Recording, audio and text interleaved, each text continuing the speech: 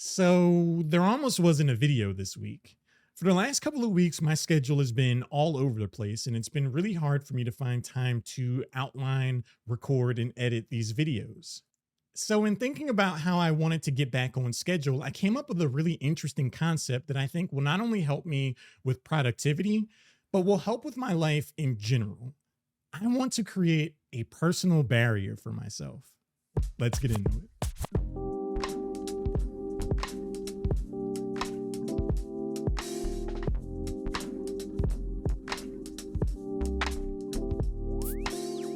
So, first and foremost, thanks for checking out the video. If it helps you or gives you something to think about, let me know in the comments or leave a like. Stuff like that and subscribing goes a long way towards supporting and growing the channel, and I feel like we can really help other people think about life.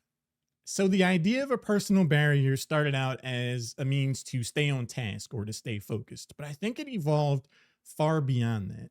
I think I can create a system out of this concept that will help me maintain my identity through all avenues of life. The first question I ask myself is, well, what would I want to be inside this barrier?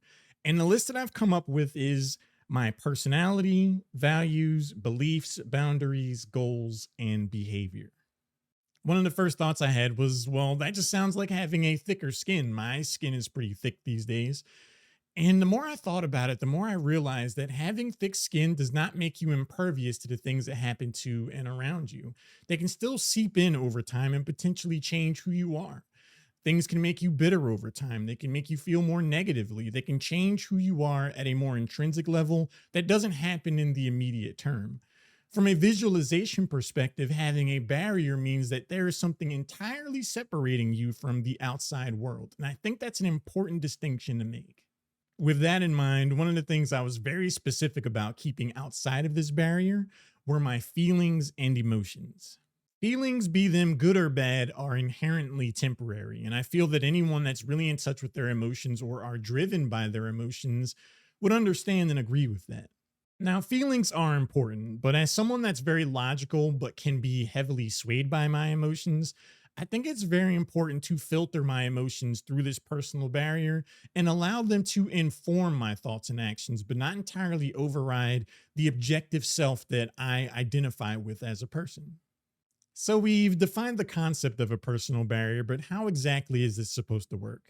I have a few examples in mind, but if I put them all into one video, I feel like this would be at least an hour long. So I plan on making a series that really goes into different examples and further dives into this concept. But I do have one that I want to share here. So the three categories for how the personal barrier will work will be actions, feelings, and interactions. And in this example, we're going to go over actions. Let's say there's a video game that I'm really enjoying playing.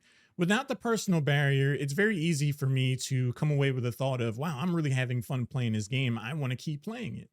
So I do. What the idea of the personal barrier is supposed to implement is I'm having a lot of fun with this game, but I only have 2 hours to commit to it because later on, it's really important to me that I make time to edit this video. The difference between these two ideas are subtle, but very profound for me. The former is more of an impulse. I'm having a lot of fun in the immediate moment and I want to continue that. Whereas the latter more considers the overall context. It remembers my priorities, the things that I want overall in life. And while I am having fun with the video game, editing the video is also really important to me as well. So it's more just a check against an impulse decision more than anything else. But it really helps me think about how I want to process the thought that leads to my actions. At its core, the idea of the personal barrier is simply a means in check against impulsive thoughts, actions, and feelings. It's a really simple concept, and it's one that I feel like I've been employing for most of my life anyway. But having the active visualization of a personal barrier really helps me to formalize the process into something that I can improve upon, and as a result, have a better life. This idea of a personal barrier is something I'm really excited to explore in future videos, but I'd really love to know what you think about it. Do you have something like this already in mind that you do? If so, I'd love to hear about it. I'll leave you with a final thought.